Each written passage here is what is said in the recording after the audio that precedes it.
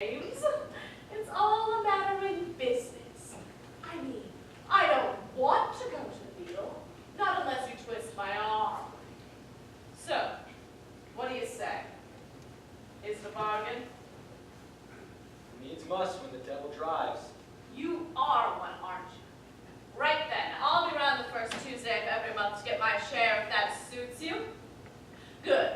And don't try any funny business or you know what will happen. You have fun when they're talking tricks. The man who breaks his word the minute he's given it. Whatever do you mean? The Beetle's coming here and the officers are with him. The Beetle? Well, I never sent her. And where? Out the window. Well, I can't see him So, not as I would like. My razor's dry. But still the end's the same. Master, are you there? The boy! Curse him! You have to wait with the tailor in an hour. He told me to remind you. Hide him! Hide him! You did say specifically to remind you. Master? Oh, he's not here? No, he was called away. Oh, I don't suppose he'll be long? Longer than you think, my friend. I better wait for him. The hand! I wouldn't mind if he never came back. No such luck. He come out of his grave to make sure I wasn't skipping, that bloke would. You know, it was marvelous the way he whooped that gentleman's tooth out. Hardly hurt him at all. Wish I didn't say the same for my governor, but he's not an artist like you. Stands to reason you only have to look at his hands. Like great lumps of meat they are. Uh-huh. Why don't you have another pie downstairs while you wait for him? Ah, night talking, sir. I must have caught a nail. Hi! A fingernail! Don't distress yourself. There you go. Thanks, sir. Now, I think I will take you up on the offer of another pie, if you don't mind, just until the governor gets back. But as far as I'm concerned, he can go to the devil. That he can. Quickly, too. So, I've seen death 1,000 times. But man's been transported and has not. But still, the body bore a multitude of hardships, and still breath flickered on. Yet now, behold, I turn my wrist, life pumps forth its ruddy stream, and all is quenched in an instant. And who once wondered what loves and thoughts resided, now sits oblivion with its stony stare.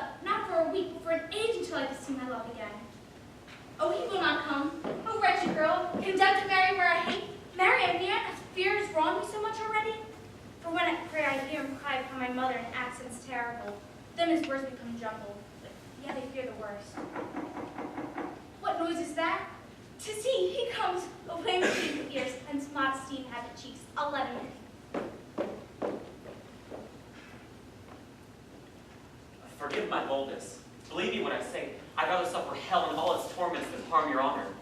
How else am I to see you when all the doors and windows are shut against me? Oh, fair Joanna. Oh, sir, you are ahead of yourself. Your face is stamped indelible upon the picture of my mind. But tell me, what name shall there attend it? Anthony Hope, captain of the good ship Bountiful. I'm afraid my presence here will taint your name. Sir, my honor was upon you the moment that I first laid eyes on you.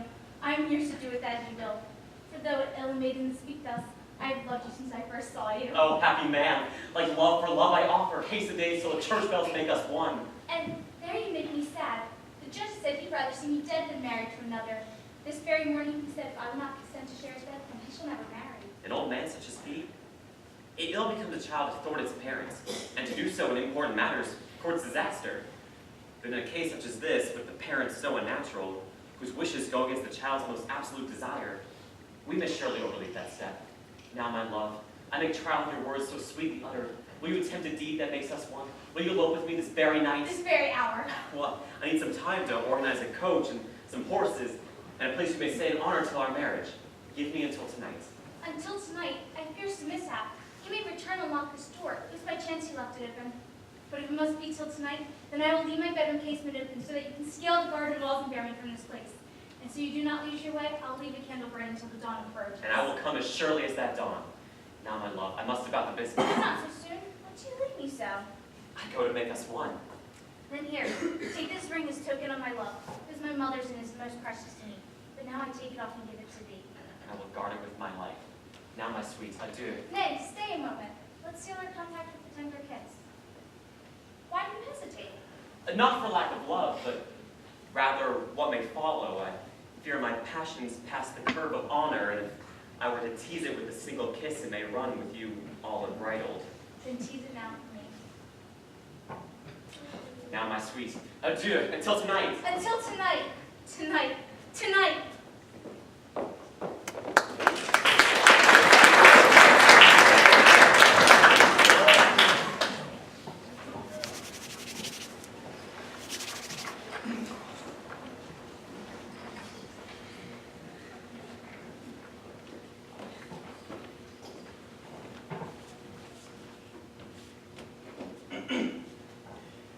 Becomes the sacred office that I hold to temper justice with a show of mercy, but in this case, I cannot. The vilest of voluptuaries, a ravisher, a cutpurse, and a pimp. Only one sentence can serve your turn. The cap.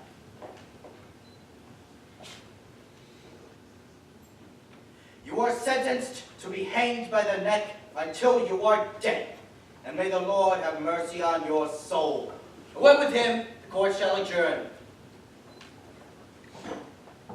Thank you, Your Honor. Just the sentence we wanted. Was he guilty? Well, if he didn't do that one, we surely know enough that we don't know about the warrant hanging. What man is not? Your Honor, I hope you don't mind me saying so, but you don't look at all well. I mean, well, your eyes are all bloodshot, and well, you always look so neat in court. But you hardly even shaved this morning. What?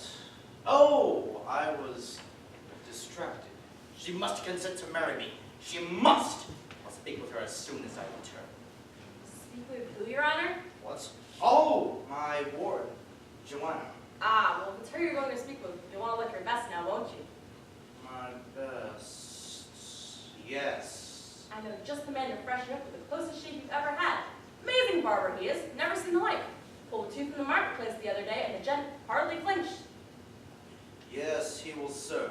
Where is his shop? Not a minute from here. I'll walk with you. No, I'll walk alone.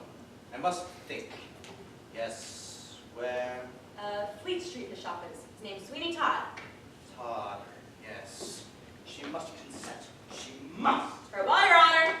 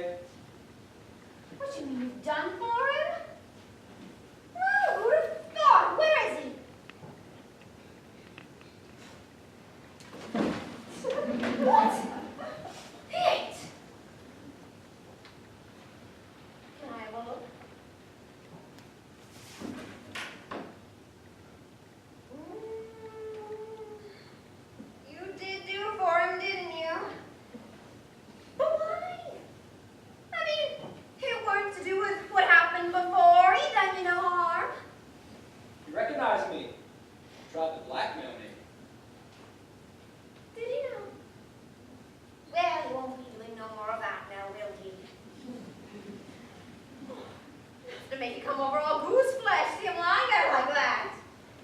Then shut the lid. Now, just a minute. You said I could have a look. Fancy him coming up here all suspecting like it, and his lad sitting down there all the while, never knowing. Hey, what about the lad? Does he suspect? Nah, he's a simple fool. But best send him up for safety. Oh, do you have to? I'm taking quite a fancy to the boy. I always like a man with a good, healthy appetite. The boy can wait if this man steps forward. Impossible. He's coming here.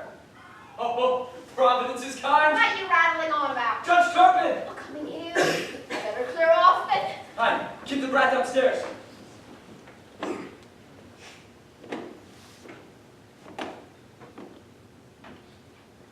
Mr. Todd, At your service, Your Honor. the shave. With pleasure, sir. May I inquire what happy chance has brought you over to my poor shop? The beadle recommended you. Let's hope he follows after. What's that? I must work up a lather. Is it possible that we've met before, Your Honor? Your face does seem familiar, but then I see so many. Were you ever on a jury? I went to court once, but not upon a jury. A witness then, perhaps. A witness to your infamy, that's for sure. What was the case? Perhaps I can recall it. It was a trifling matter.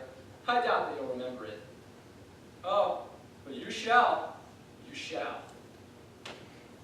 Actually, now that I think about it, it was you who tried the case. I hope I don't bore you, sir. No, I've been distracted. I have a headache. Why didn't you say so before, Your Honor? The damp washcloth above the eyes is very soothing for a headache. May I? You may. You are most kind, Master Barber. I'll not forget it. No, you will not. Not one jot. Look at him. How he sits there, blind and helpless, like some newly dropped kitten, warm and full of trust. Was my wife's throat as bare as that, when you and musty kisses forced upon her his foul intentions? Through the purpose. This case he tried, Your Honor, concerned my wife, though not directly. There's many a man. Hold still, Your Honor, that I may shave your upper lip. One slice, and you will kiss no more. Now, you may recall my wife. Her name was... My friend! Oh, you're right. Joanna's mine. She'll elope with me this very night. What? Joanna, Judge Turpin's daughter, she's mine. Yours!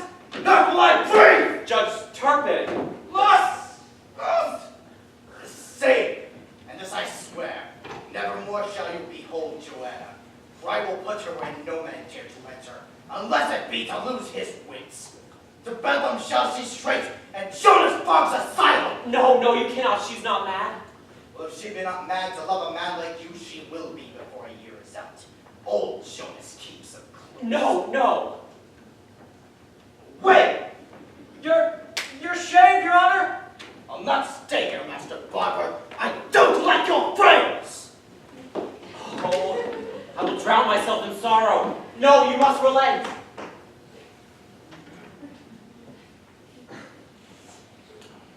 Escaped. Curse the judge. Curse the sailor. Curse myself! When comes a second chance? My poor Joanna! Here, what's up? Judge Turpin just run through my shop like the devil himself was after him. He was, but ran too slow. And no sooner had I got my breath back than the other gentleman came roaring through, tearing his hair and sobbing fit to burst himself. Poor Anthony. You have been found out already? No, nothing like that. Oh. Well, that's a mercy. Second chance might come. It must. It shall. Till then, I'll practice my trade on less honored throats. I don't understand. can't you? You let that judge go 1 minute, and the next you're on about slicing up any Tom, Dick, or Harry. This whole revenge business don't have to blow hot or cold, it don't. Revenge? No. The work's its own reward. Right now, I find I have a taste for blood, and all the world's my meat. Well, see, there you go again. You've got to start being practical. Believe me, or you'll come to a sticky end. I mean, what about this Italian in here? What do you do with him? And what about his lad downstairs? Oh, such a cheery soul he is. If trade were better, I'd take him on to help me, but You're right. First we'll dispose of him, then we'll think about the boy. that's what I like to hear. A bit of common sense. What will you do with him? Bury his body in some place where no one will ever find it. Do we have to? Seems a pity to bury him with business so bad.